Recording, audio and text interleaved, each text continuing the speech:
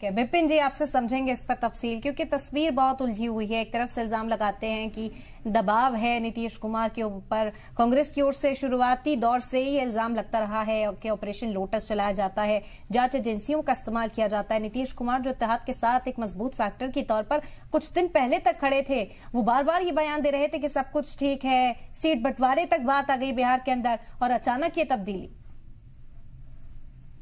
देखिए, ये भी आपका सवाल बहुत अहमियत रखता है राम खान जी। और देखिए, सबसे बड़ी बात है कि देश के पूर्व प्रधानमंत्री डॉक्टर मनमोहन सिंह साहब, जिनका पूरा देश सम्मान करता है, उन्होंने एक बड़ी ऐतिहासिक बात कही थी। मैं उसको ऐतिहासिक बोलूंगा, उसके पीछे कारण है। उन्होंने बोला था कंपल्शन ऑफ कोलिशन। जिस बात का आप उल्लेख कर रहे थे, अभी जिक्र कर रहे थे, मजबूरी का नाम चुनाव। चुनाव मायने, चुनाव तो देखिए लोकतंत्र का महापर्व है और हर एक को अपनी भूमिका निभानी चाहिए, लेकिन मजबूरी क्यों? नेताओं के लिए, राजनीतिक दलों के लिए, कि यहां पर गठबंधन की कुछ मजबूरियां होती है, कंपल्शन ऑफ कोलिशन, जिसका जिक्र डॉक्टर मनमोहन सिंह साहब ने करा था कि आप राजनीतिक दलों की अपनी अपनी एक विचारधारा होती है, आइडियोलॉजीज होती है, लेकिन जब स्पष्ट बहुमत, एक प्रचंड बहुमत देश की आवाम से नहीं मिलता तो हाथ मिलाना पड़ता है, बाकी राजनीतिक दलों से घटक दलों को शामिल करना पड़ता है, भले उनकी विचारधारा कुछ भी हो, और चुनावी मैदान में उन्होंने उनका विरोध करा हो, उनके विपरीत जाके बातें बोली हो। तो यहां पर अभी इस समय वर्तमान में जो सूरत हाल बने हुए हैं, वो इसलिए एक चिंता का भी विषय है और दिलचस्प भी है, क्योंकि यहां पर कई मुद्दे हैं इसमें। क्योंकि अभी मेरे से पहले जो बड़े सम्मानित जेडीयू के प्रवक्ता बात कर रहे थे, उन्होंने बात बोली कि नीतीश कुमार चाणक्य है। मेरे जो समझ से है, मैं ये बोलूंगा कि वो अपना राजयोग लेके आए हैं, क्योंकि भले ही वो विधानसभा के चुनावों में ज्यादा सीटें नहीं निकाल पाए, लेकिन मुख्यमंत्री कौन बना? नीतीश कुमार।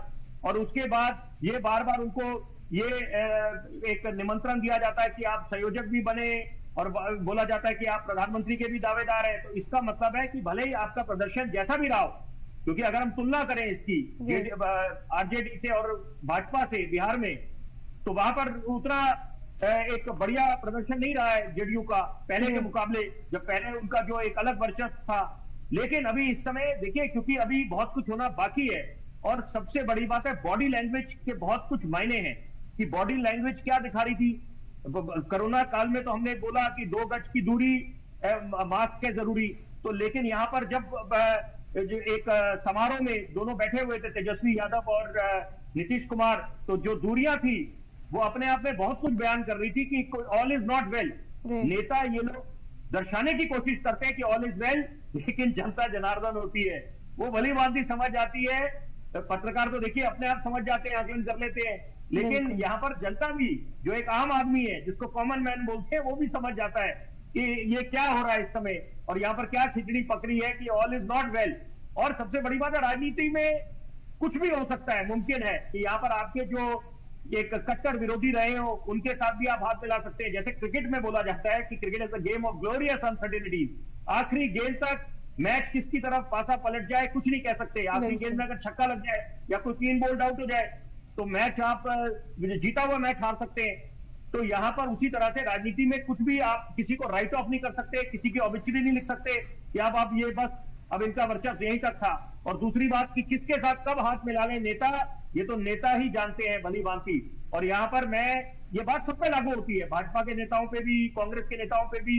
और सबसे बड़ी बात, अभी मैं कांग्रेस के प्रवक्ता को सुन रहा था, मैं बड़ा इनका सम्मान करता हूँ, ये बड़े सुलझी हुई बातें करते हैं। और कांग्रेस की देखिए मजबूरी क्या है, ग्रैंड ओल्ड पार्टी है कांग्रेस, स्वर्णिम इतिहास वाली, बड़े महानुभाव दिए कौशिक साहब आपकी पार्टी ने, लेकिन एक मंथन करने की आवश्यकता है आपको कि आप इस समय कहां पर हैं और जनता की नब्ज समझने में क्यों आप विफल रहे हैं। आप लोग भारत जोड़ो न्याय यात्रा पे निकले हुए हैं, बहुत अच्छी बात है, आप जनता के साथ एक संपर्क साधने की कोशिश कर रहे हैं, जनता के बीच जाना चाहते हैं, लेकिन आपको जनता की नब्ज समझनी पड़ेगी जो नीतीश कुमार समझ रहे हैं इस समय। मैं बड़ी जरूरी बात, क्योंकि आपका चैनल अव्वल दर्जे का है एरम जी, तो मैं चाहता हूं कि आपके दर्शक बड़े दिलचस्पी से सुनते हैं विश्लेषकों की बातें। तो देखिए हवा का रुख समझना चाहिए कि नब्ज इस समय कहां जा रहा है, writing is there on the wall. कि अभी खास तौर पे जो अभी राम मंदिर का निर्माण हुआ, प्राण प्रतिष्ठा का समारोह है, उसके बाद अभी एक जन सैलाब किस तरफ जा रहा है। तो नीतीश कुमार समझ रहे हैं इस समय कि ये जो 2024 का चुनाव है ये किन मुद्दों पे होगा, और वहां पर अभी समय रहते उन्होंने इस बात का संज्ञान लिया। और यहाँ पर जो सूरत-ए-हाल बन रहे हैं इसके पीछे वो अलग दलील दे उनके प्रवक्ता आके, नेता उनके आके जेडीयू के, कि उनको बड़े हताश महसूस कर रहे थे कांग्रेस की तरफ से, उनको वो सम्मान नहीं मिल रहा था, या भारत जोड़ो न्याय यात्रा में उनको भी शरीक करा जाता तो बहुत अच्छी बात होती, एक अच्छा संदेश जाता, इंडिया अलायंस गठन और मजबूत हो जाता।